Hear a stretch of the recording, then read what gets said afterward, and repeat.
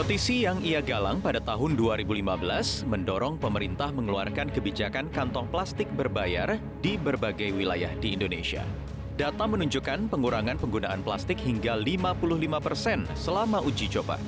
Gebrakan ini kemudian mendorong 12 pemerintah daerah melanjutkan kebijakan pembatasan kantong plastik sekali pakai di daerahnya masing-masing. Aksi ini juga mengantarkan perempuan lulusan Harvard Law School ini sebagai salah satu dari 5 tokoh aktivis lingkungan dunia yang menerima Ocean Heroes 2018. Kita sambut Tiza Mafira.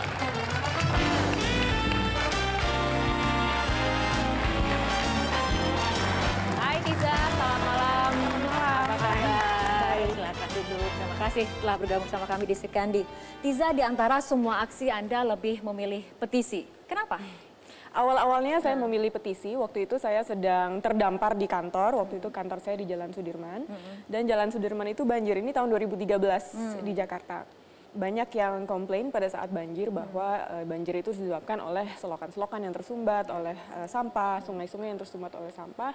Dan banyak juga yang menyalahkan pemerintah kenapa tidak becus gitu dalam menangani dan mengelola sampah.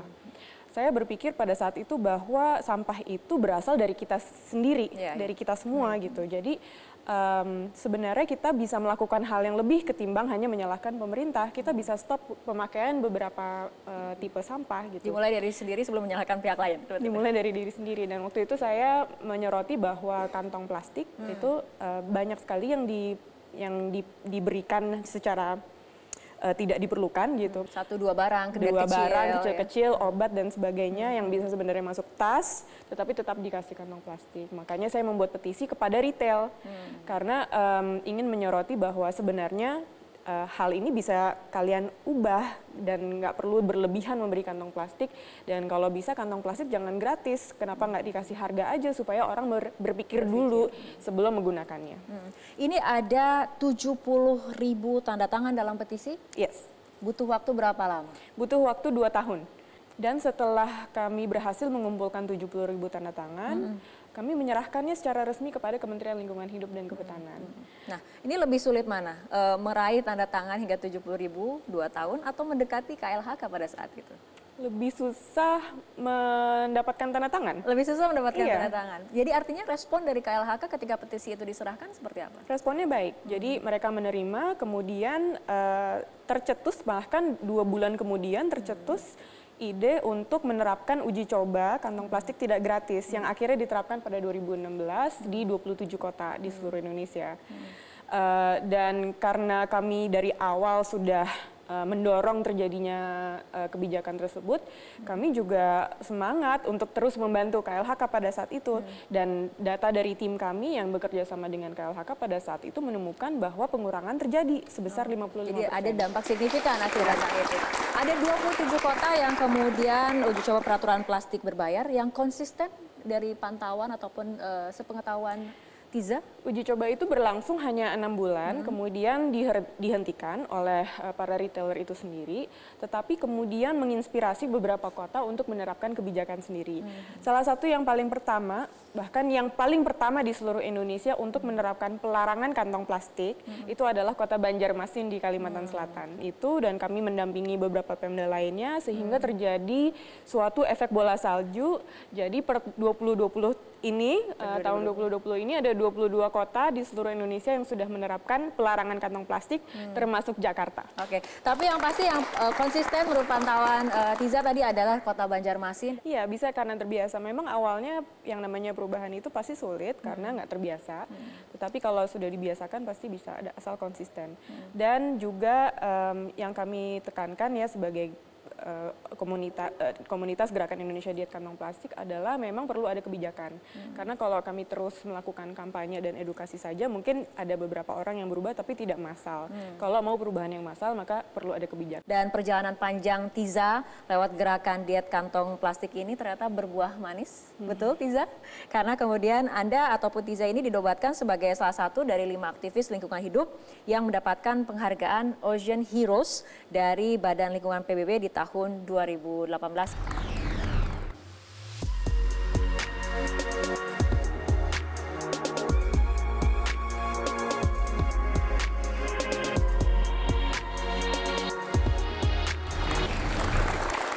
dianggap sebagai Ocean Hero? Beban, apresiasi, atau apa? Kebetulan karena penghargaan itu diberikan oleh PBB, United Nations Environment Program, saya merasa bahwa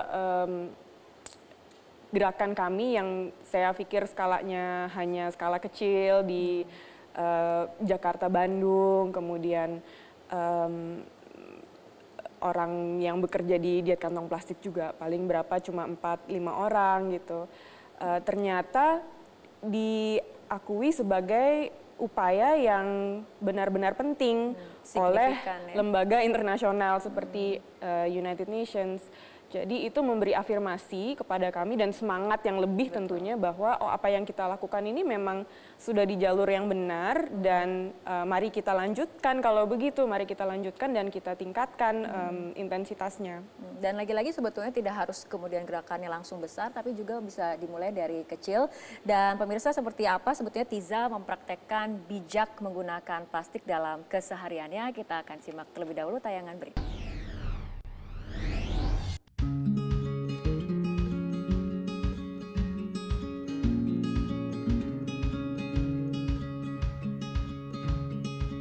Jadi saya belajar bahwa perubahan memang harus dimulai pada diri sendiri. Jadi mungkin orang sering dengar itu ya.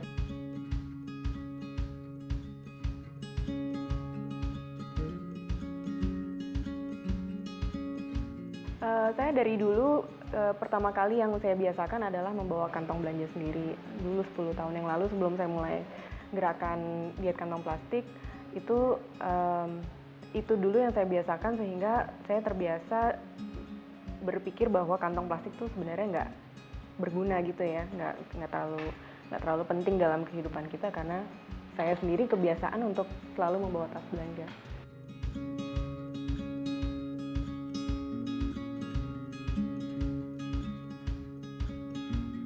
Cuma jadi punya masalah baru di rumah, jadi nggak ada kantong plastik buat wadahin sampah gitu. Kalau saya sih selalu memilah sampah. Sampah makanan itu bisa jadi pupuk, bisa jadi kompos, bisa menyatu kembali dengan tanah. Tetapi kalau dibungkus dengan kantong plastik, malah jadi nggak bisa menyatu dengan tanah, malah nggak bisa dikomposkan.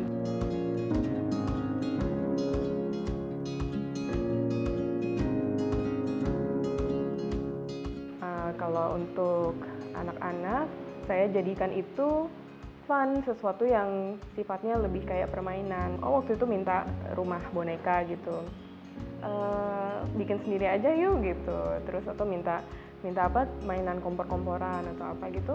Ya udah yuk bikin sendiri aja gitu. Jadi sampai di rumah bikin pakai kardus. Kemudian dia juga ikutan berkreasi juga, membantu saya membuat itu, nempel-nempel ini, ngelem-ngelem itu yang gampang-gampang.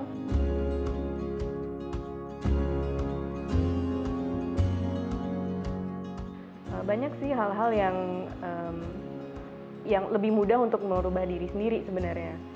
Tetapi ketika sudah berkeluarga baru ada tantangan baru dan itu butuh waktu.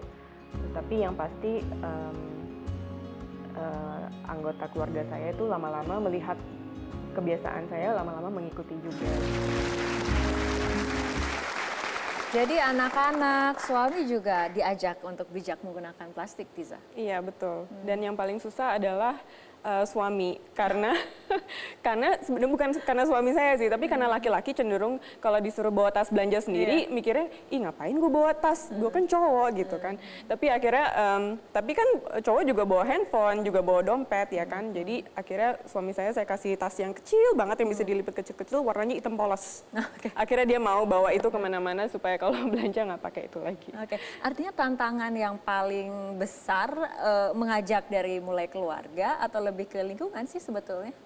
Yang paling besar tantangannya adalah mengubah ekosistem. Karena yang kita mau ubah adalah bukan hanya diri sendiri, tetapi sistem kan ya. Yang menyebabkan lingkungan rusak adalah keseluruhan sistem di mana kita hidup saat ini. Jadi memang kita harus memiliki target untuk mengubah lingkungan kita, maupun baik itu sebesar lingkup keluarga, atau lingkup kantor, atau lingkup sekolah, atau lingkup kota dan negara bahkan gitu. Jadi semakin besar lingkupnya, maka semakin sulit perubahan itu terjadi. Tapi yang pasti kita harus mulai pada diri sendiri. Harus mulai dari diri sendiri. Ya, itu mungkin perjalanan dari Tiza ini bisa juga kemudian menyadarkan orang lain, meyakinkan orang lain bahwa sebuah gerakan kecil apabila diteruskan, apabila dilakukan secara konsisten, pasti kemudian akan berbuah ataupun berdampak signifikan ya, Tiza. Tiza Mafira, terima kasih sudah berbagi, tapi lagi-lagi jangan kemana-mana karena kita akan segera kembali dan menghadirkan Sri Kandira yang lain yang juga kemudian peduli terhadap lingkungan seperti Tiza sesaat lagi.